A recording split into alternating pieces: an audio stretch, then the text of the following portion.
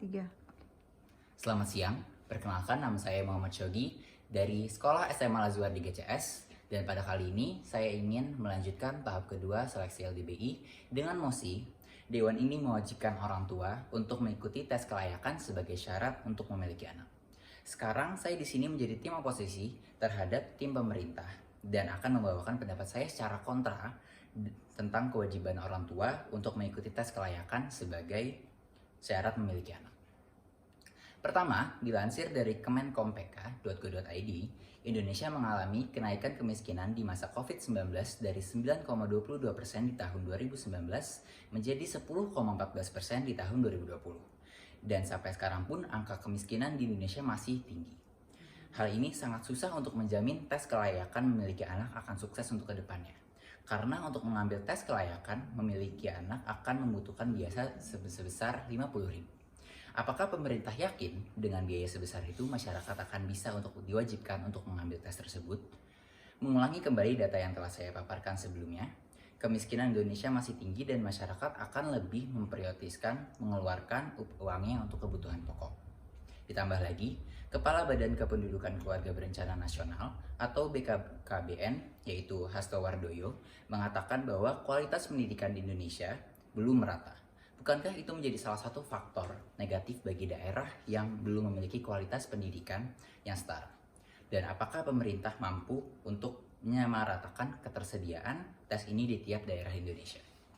Kedua, tes kelayakan ini belum tentu relevan karena hasilnya yang objektif menuntut kepada referensi yang diberikan. Ada dua faktor yang mempengaruhi dan membentuk karakteristik anak, yaitu genetik dan lingkungan. Menurut penelitian dari Queensland Brain Institute dan VU University of Amsterdam, ditemukan bahwa 49% karakteristik anak dipengaruhi oleh genetik orang tua, sedangkan 51% dipengaruhi oleh lingkungannya. Walaupun tes kelayakan memiliki anak memberikan referensi serta rujukan pola asuh untuk orang tua, pada akhirnya sang anak akan tetap memiliki karakteristik yang beda dan harus dikembangkan dengan baik agar mampu membentuk pribadi yang sesuai. Ketiga, masih berhubungan dengan statement saya yang baru saya nyatakan, pemerintah tidak bisa menyamakan pola asuh orang tua kepada anaknya. Karena jika orang tua nantinya akan mengimplementasikan materi dari tes kelayakan tersebut, semua anak akan memiliki kemungkinan mempunyai karakteristik yang sama dan bakat yang berbeda seharusnya dimiliki anak nantinya. Akan gugur atau hilang karena mengikuti pola asuh pemerintah. Padahal, untuk negara bisa maju, kita memerlukan potensi atau skill yang beragam dari setiap anak. Keempat, tradisi dan adat yang beragam di Indonesia pasti dimiliki oleh setiap orangnya.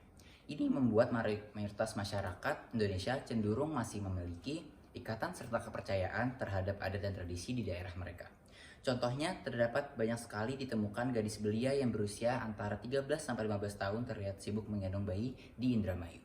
Motif ini menikah muda ini di Indramayu ini cukup beragam, seperti alasan ekonomi atau bertujuan untuk mengangkat derajat keluarganya. Adat ini akan bertentangan dengan pola asuh yang akan diberikan dengan tes kelayakan ini. Karena jika tidak dilakukan, maka masyarakat akan terkesan menentang adat dan mereka sendiri, apalagi dengan Indonesia julukan negara 1000 adat. Kelima, apakah standar orang tua yang baik itu memang ada? Dilansir dari website Merdeka, orang tua yang baik itu hanya sebatas memberikan kasih sayang, menawarkan dukungan, mengajarkan tanggung jawab, hingga menunjukkan sikap menghargai dan menghormati anak. Apabila ditelaah dari ciri-ciri tersebut, tidak ada standar yang spesifik untuk menjadi orang tua yang baik. Yang ada hanyalah kewajiban utama, pola asuh orang tua terhadap anak. Sekian pendapat saya dari tim oposisi pemerintah dari mosi Dewan ini mewajibkan orang tua untuk mengikuti tes kelayakan sebagai syarat memiliki anak. Terima kasih.